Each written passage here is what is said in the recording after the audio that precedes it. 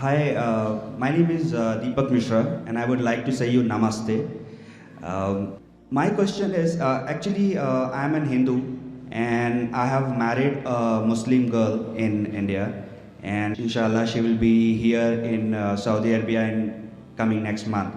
You know what? When I told her that I'll be going to visit Dr. Zakir Naik's speech, so she told, please don't go to him. He says bad about Shias, and she's a Shia actually. So she told, no, don't go to him. And her mother-in-law also told, no, please, you don't go. If you go to him, he will tell you bad about Shia and you will leave me. So that is the first doubt which I'm having in my mind. And the second thing is, I have a generic question in the sense that if we say that everything is God and everything belongs to God in Hindu and Muslim religion, so why God wants everybody of us to worship Him? Why is He created us in any forms of religion? When you talk about the creation, why is He created us? Why He wants us to worship? Why He wants us to take so much of pains to worship Him? And why He doesn't ask animal or anybody else to worship Him? Why only human beings? Thanks. Brother asked two questions. Before he asked the question, he told me namaste. Brother, do you know the meaning of namaste? No. People say hi. And what is the meaning of hi? Even I say assalamu alaikum wa rahmatullahi wa barakatuh. The meaning is may peace, blessings and mercy of Allah be on you. You told me namaste. I have to reply. Correct? And if I don't reply, you'll tell me what kind of a person is he. Correct? I'm asking you what is the meaning of namaste. Now see, for me, namaste is like I am saying hi to you, I am saying assalamu alaikum to you. But yeah, for you, please forgive me. If I abuse you and I tell my abuse means you're a good person, will you believe in that? If I know the word. If I tell ullu, you know ullu. Ullu in Urdu, Hindi means owl. In English, owl means a wise person. But ullu in Hindi means what? Ullu means? Bewakoof. Yeah, bewakoof. So the English people will think I'm praising you, calling you a wise person. But you know I'm calling you a fool. Now I know the meaning of namaste. That's the reason I didn't reply yet.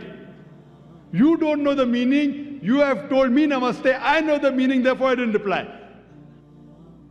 The meaning of namaste is, it comes from the Sanskrit word idam namame, meaning I bow down to you. Do you want to bow down to me? Absolutely. You can bow down to the person who is having so much of knowledge. That's right. According to you, you can bow down to a person of knowledge, but according to the Quran and according to Islam and most of the religions, you bow down to no one but Almighty God.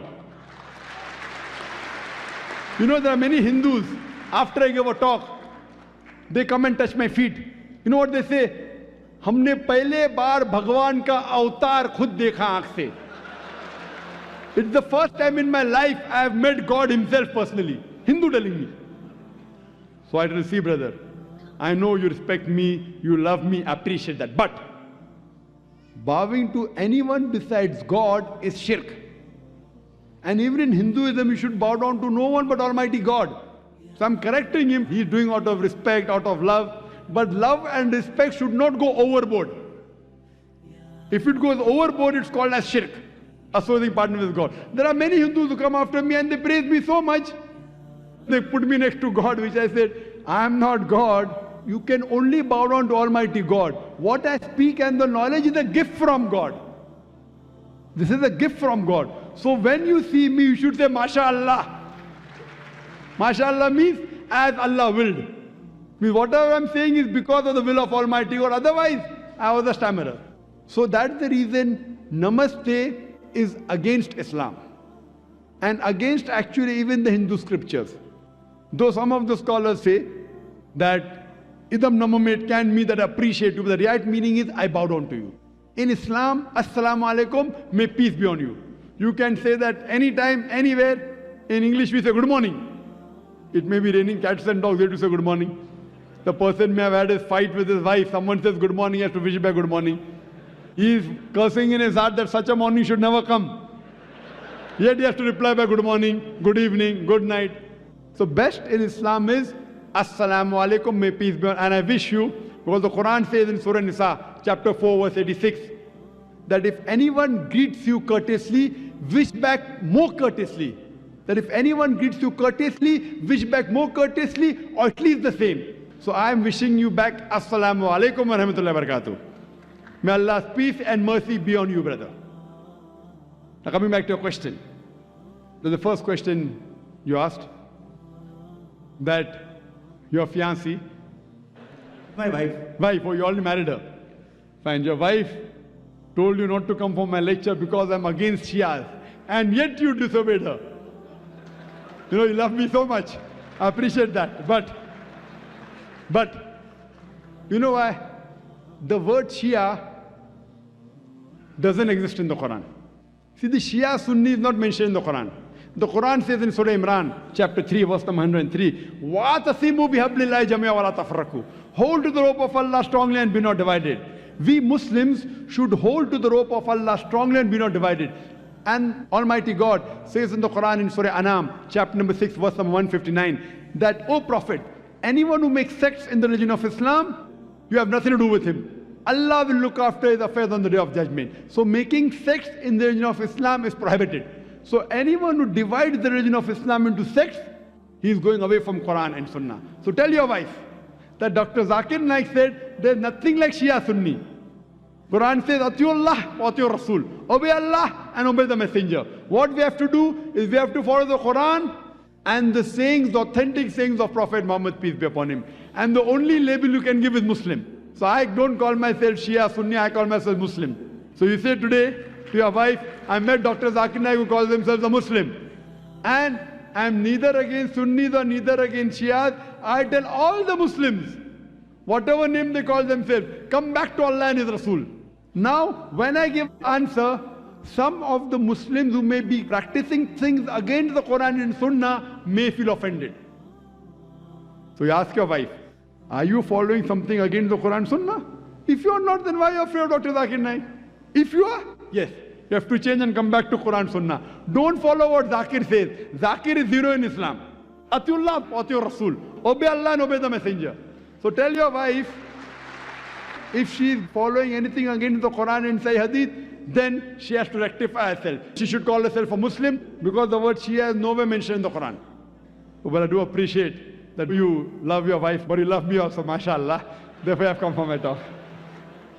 Now coming to your second question, that why has God created us and why does God want us to worship Him?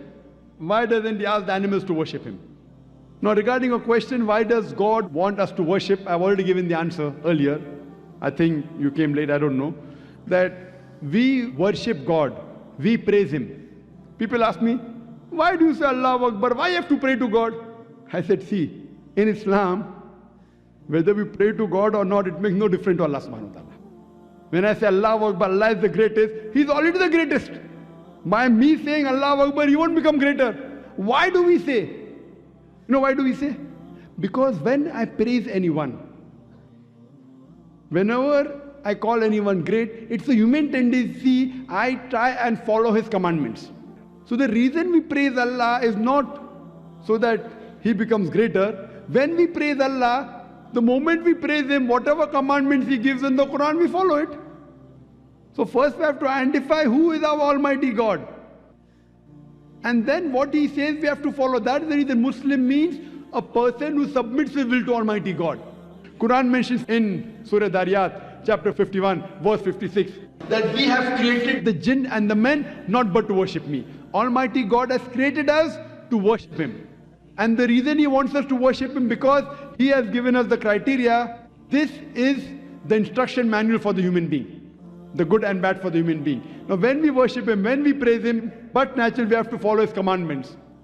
And when we follow the commandments of Almighty God, it is beneficial for us. Like for example, when you go to a doctor and the doctor gives you prescription, do you follow his prescription or not? Yes. Yes. Why? Because you're sick. He's a doctor. Similarly, Almighty God has prescribed us in the Quran and the Sahih Hadith what is good and bad for the human beings. When we praise Him, when we worship Him, but naturally we follow His commandments. If you don't believe the person is a doctor, and if he gives you a prescription, will you follow it? No. So when you appreciate the doctor, you will follow his prescription. That's the reason we praise Almighty God and we worship Him, so that we can be good practicing human beings. You ask the question, why don't the animals worship Him? Our beloved Prophet Muhammad, he said that in Islam, all the other creations, except for the human beings and the jinn, they have a free will. All the other creation, they don't have a free will. The angels don't have a free will. The animals don't have a free will. All of them, they worship Almighty God. The animals, the trees, the mountains, all of them, they worship Almighty God. They are called as Muslims in Arabic. The jinn and the human beings, Almighty God has given us a free will. We can either follow Him or disobey Him. Now, Almighty God created us because it's mentioned in the Quran that the best creation of Almighty God is a human being. Besides our form and our body and the intelligence, He has given us a free will. We can either obey Him or disobey Him. Now, after He's given us a free will, He wants to analyze whether do we obey Him or not. All the other creatures like animals, trees, they have no free will. So it's nothing great that they worship Almighty God. It's good, alhamdulillah.